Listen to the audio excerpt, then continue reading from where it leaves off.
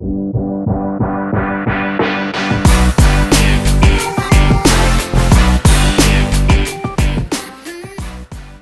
time for another episode of Bedlam Buds, that time of the week, multiple times of the week, where we get together, one OU fan, that's me, my name is Ryan, Boomer Sooner, and one OSU fan.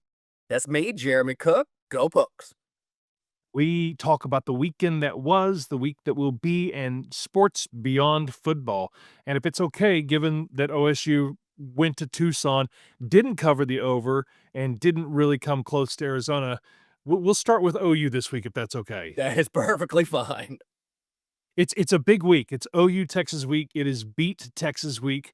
It is horns down week for sure, and it comes off a 44-0 win for the Sooners against Kent State. I had a lot of folks in my TikTok and Instagrams talk about how great Oklahoma looked. I'm gonna be a Debbie Downer, Jeremy. I didn't think we looked all that great. The defense is fine. Anytime you get a clean sheet, that's mystical and magical. The defense looks amazing. I think it's probably a top 5 defense in the country. You're not going to convince me that they're better than Ohio State. But That's fair. top 5, I think, easily top 5 at this point, and probably best in the SEC, bar none. Now, with that said, I expect that they would have held Kent State to 0 or 3. They only scored 10 or 14 against Florida State and Texas Tech, I believe it was. But the offense, they only scored 44 with Michael Hawkins Jr. And it's not just about points. There is an eye test to be had. And I didn't really feel like I saw the progress that I wanted to see out of Michael Hawkins Jr. There was a lot of holding the ball too long. There was a lot of throwing off the back foot or throwing it away in haste. The first touchdown was a heave. It was Bon Jovi living on a prayer. Throw it up and hope for the best. And that first pass to Keontae Lewis, and goodness knows that was a very, very scary injury. Now, I'm not going to blame that on Hawkins, but that ball was vastly overthrown. It wasn't the progress I was hoping to see with as an acclaimed offensive coordinator as Ben Arbuckle is.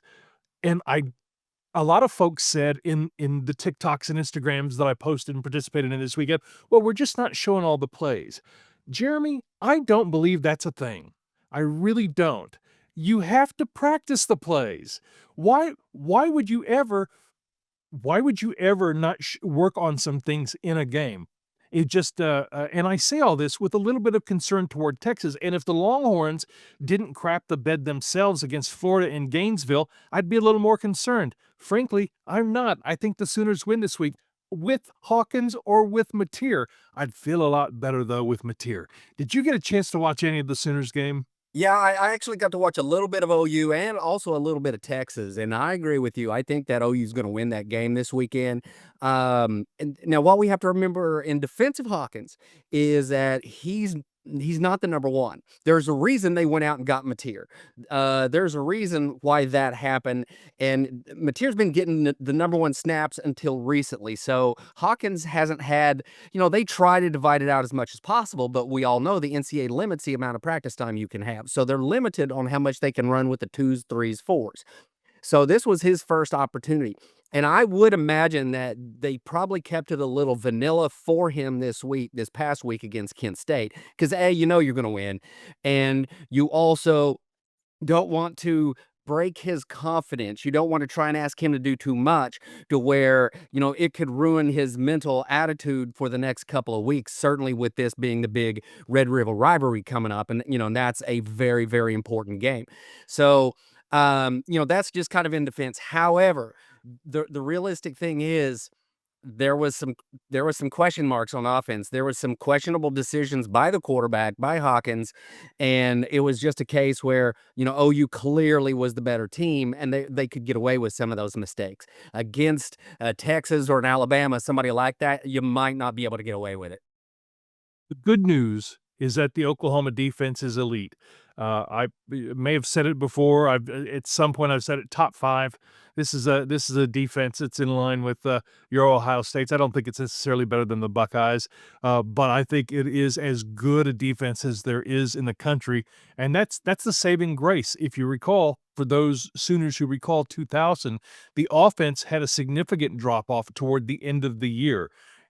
It was a whiz bang offense in 1999 and in 2000, but the Josh Heupel offense, it took a nosedive in the second half of 2000, and the Sooners were struggling to score. It was the defense that saved the day, and I think it may be the defense that takes us as far as we could possibly go. And one of the things that I heard, and I don't know if it's true or not, was that the coaches didn't want Hawkins to depend overly on his legs. And my thought is, would you ask Kyle Schwarber not to hit home runs? Would you ask LeBron not to go to the hole, or better yet, Michael Jordan or Kobe? This is Michael Hawkins' talent. Would you ask Kenny G not to play the saxophone? This is what he does. Let him run. Maybe the thought was, well, you don't want to get Hawkins hurt. Now you're down to Whit Neubauer. But against Texas, you're gonna have to let him run. This is the thing that he does, and Ben Arbuckle, I have to say, discouraged or concerned, I just don't know how much work was put into Hawkins. Like you said, there's limited practice time, but I don't go in with the highest confidence of the Sooners offense with Michael Hawkins Jr. at the helm. With Mateer, sure, but even then, is his hand, is his wrist, is his thumb back to 100%? I'm almost certain that on Tuesday, we're recording this on Monday, we're going to hear that it's the Michael Hawkins Jr. show against Texas. And you know what? There'll be no bigger Hawk fan than myself come Saturday, because Oklahoma has to get this win. The Sooners are playing a murderer's row of SEC teams down the line.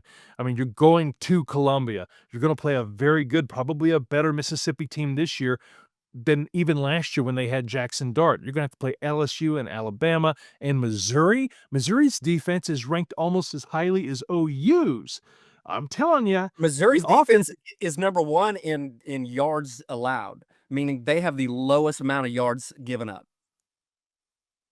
So the offense is going to have to become a priority. So there were a lot of fans who said we just didn't see the playbook. Well, we better see it this week. What in the world? What are we doing here? I am not a fan of holding back the playbook. I don't believe that's done. I believe that is silly. But Well, okay, now let me kind of defend that other side, right? Let me play devil's advocate here. We know Michael Hawkins can run. We know he can hit the corner. We know he can get out of the pocket, right?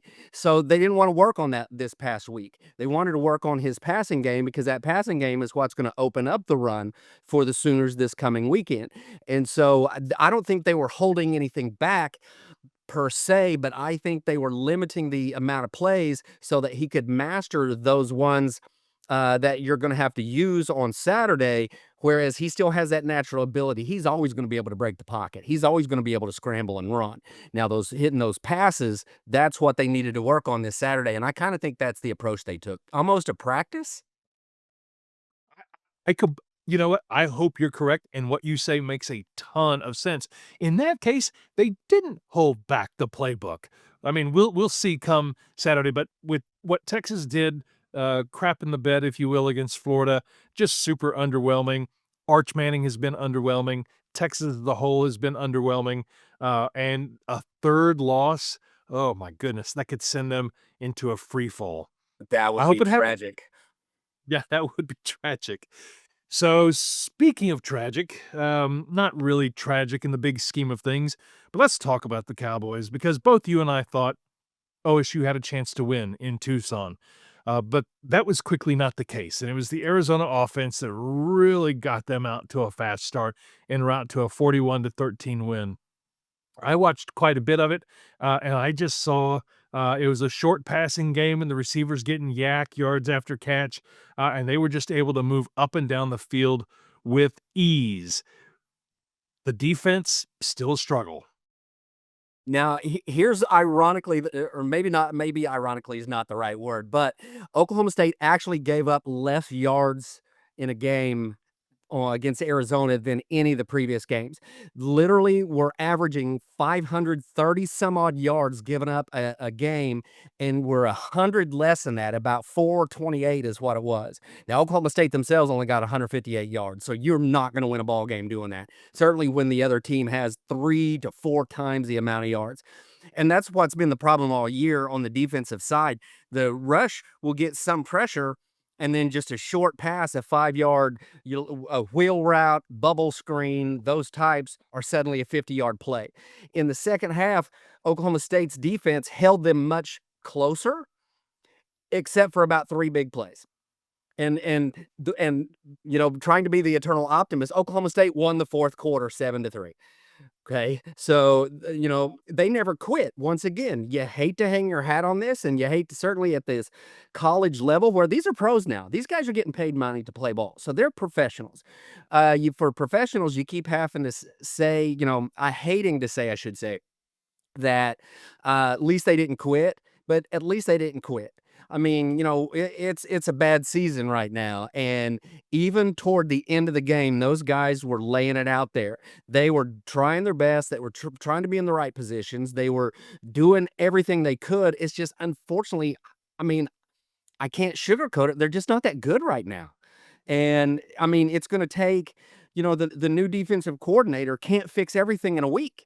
I mean, these guys have been with Grantham for months now and learning what he wanted. And now we're trying to adjust. And in 1 week, you can't do that, right? Just like with Michael Hawkins, you can't open the whole playbook for him in 1 week when he's not had that experience. Same thing with the defense. And Oklahoma State lost several safeties into the portal. And so they're playing some brand new guys. They're playing some young guys that are basically almost a tryout. And just to see who's going to lay it on the line for that, that OSU logo. And again, I hate to dwell on what we know, but unfortunately, what we know is at least they didn't quit, and they were playing to the very end. That is a good sign to me that they believe in what they're doing. They believe in the coaches. They know that they're not good, but they're trying to do better. But again, as weird as it sounds, Saturday was actually a better game for the defense. Certainly in the second half, if they hadn't given up, I think it was 2 over 50-yard touchdown passes, or something like that. And that's not going to win you any ball game. And coming up this weekend, we're a 14-point home dog to Houston. And I mean, Houston is 4-1. I thought I originally at the beginning of the year, I had Houston as a win. I had Cincinnati as a win because these are home games against, whoa. Now we're going to have to back that up a little bit.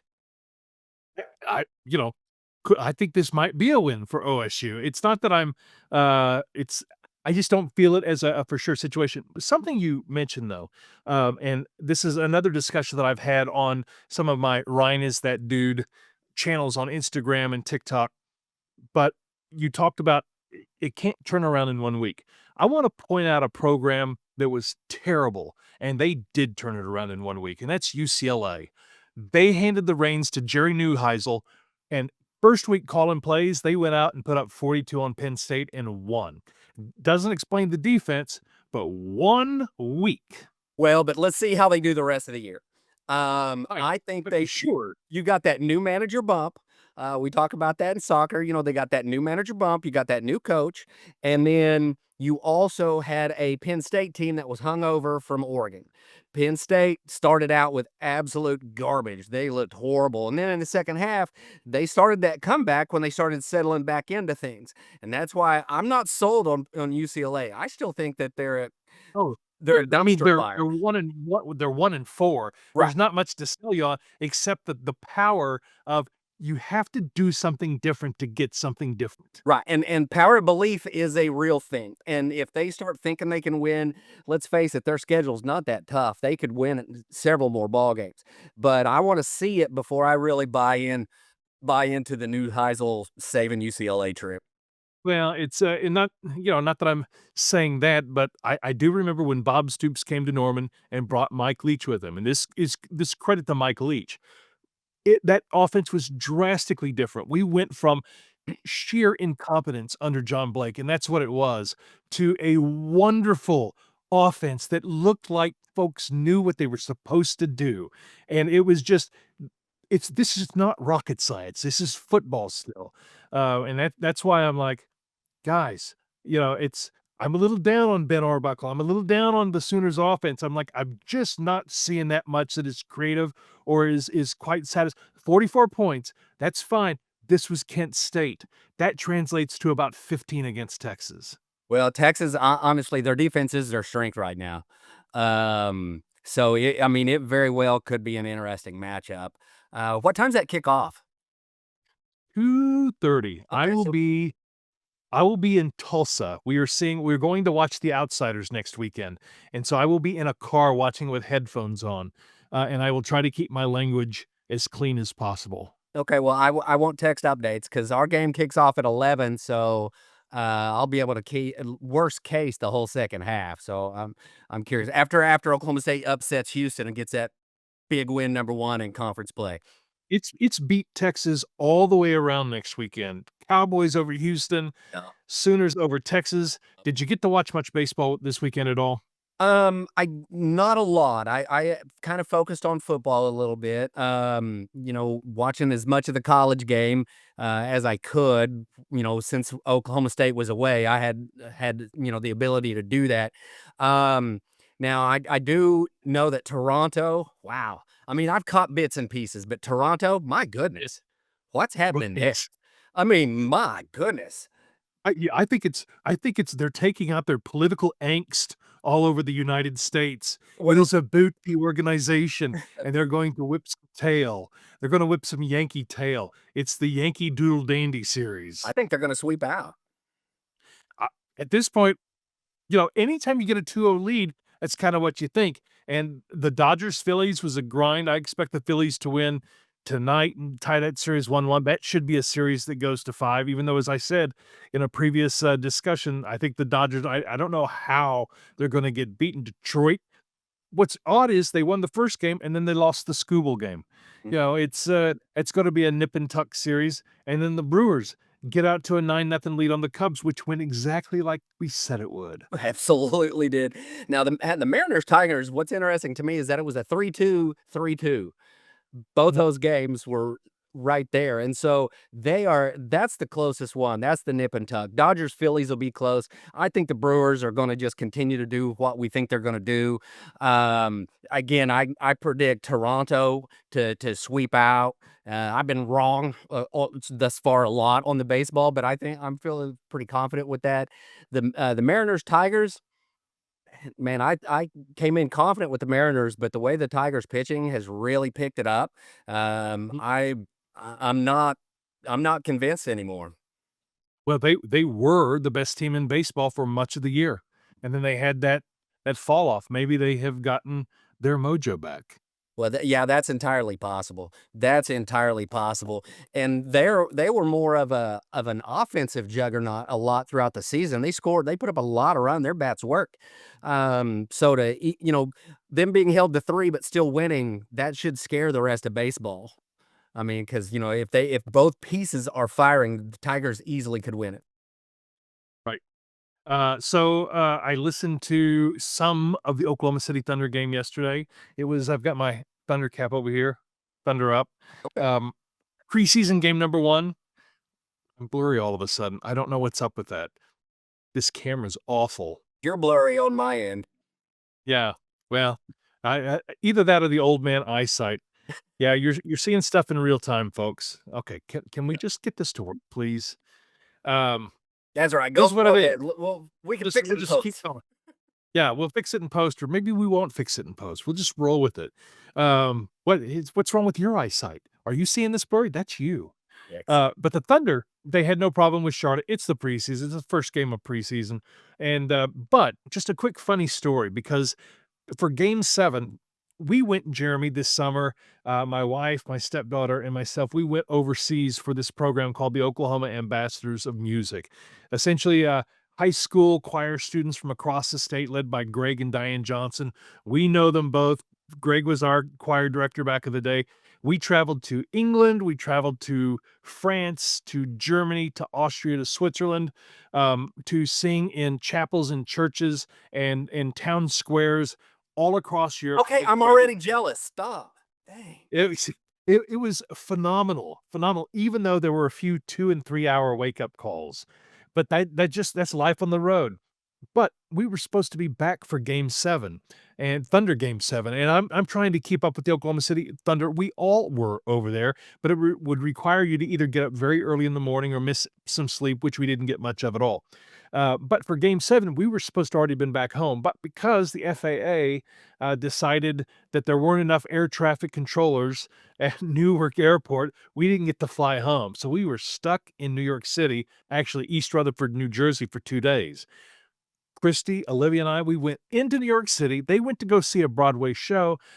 I went to a bar because this is game 7. I'm not missing game 7 for anything. This place is packed. It's called Yard House. It's in Midtown Manhattan. Packed. And nobody there is really that interested. I saw maybe a couple of people who looked like they were paying attention to the game. This is 7:30, and the game's already in the middle of the first quarter.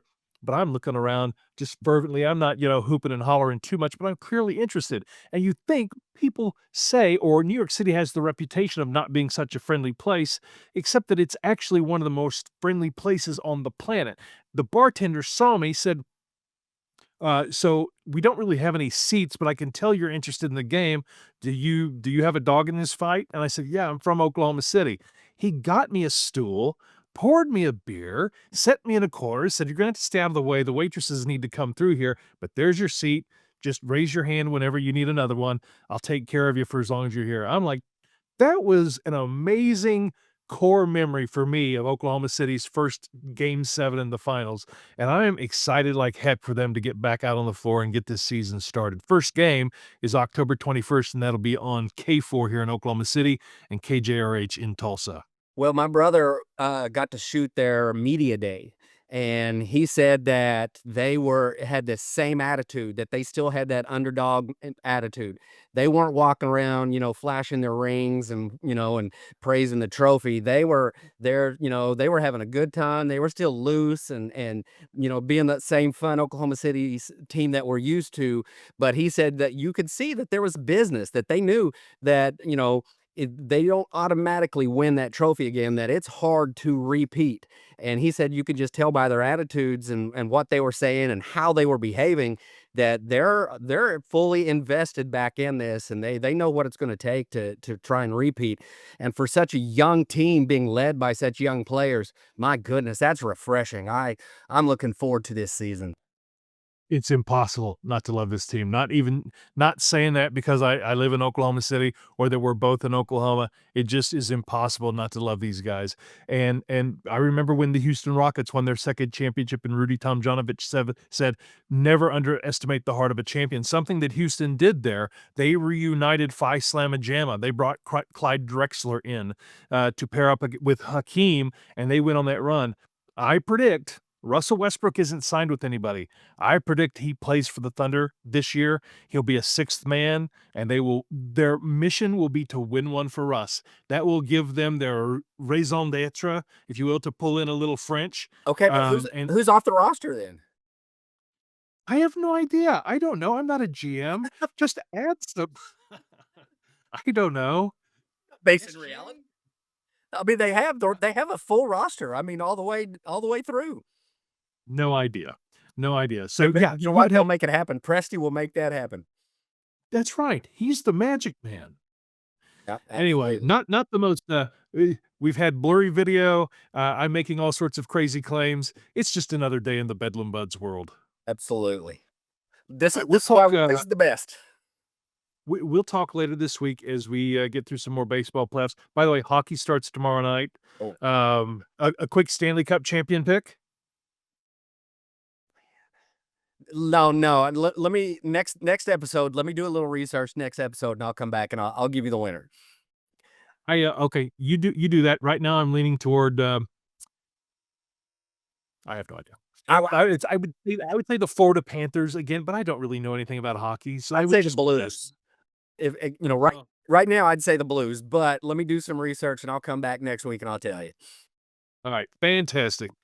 For Jeremy, I'm Ryan. This is another episode of Bedlam Buds. Be sure to like, subscribe, follow the channel if you got a question that you would like us to answer, especially maybe it doesn't have anything to do with football. Maybe it has to do with OSU wrestling. Maybe it has to do with men's or women's basketball. We'll be talking about other sports. What are you interested in? Put it in the comments below. Even if you disagree, we love you anyway. And until next time, I'm Ryan. That's Jeremy for Bedlam Buds. We'll see ya. Yeah.